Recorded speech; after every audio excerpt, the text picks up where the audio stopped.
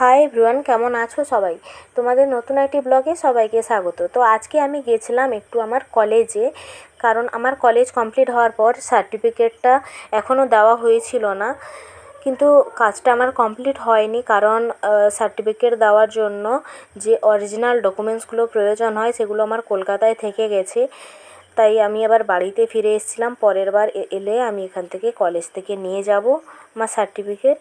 তারপরে বাড়িতে এসে একটু বিকালবেলা এখানে পুকুরের পাড়ে বসছিলাম। খুব গরম পড়েছে এখানে, প্রচুর গরম। আর বিকালবেলা একটু বসছিলাম বাইরে।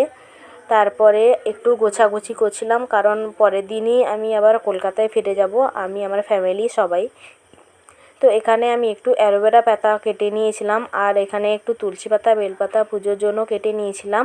এটা আমাদের তুলসী মঞ্চ, যেখানে তুলসী মাতাকে পুজো করা হয়। আর এটা গোলাপ গাছ, এটা অনেক ফুল ফুটতো। আমরা যখন এখানে থাকতাম যত্ন করা হতো, অনেক ফুল ফুটতো, কিন্তু এখন আর ফুল ফোটে না যত্ন না করার কারণে। আর এখানে এই অ্যালোভেরার গাছগুলো লাগিয়েছিলাম, খুব শখের গাছ ছিল, কিন্তু গাছগুলো যত্ন না করার পরে অনেক গাছ মারা গেছে।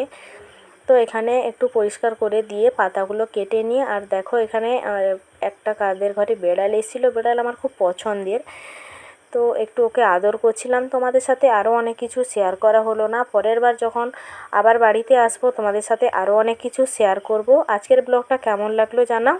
Tata, bye bye.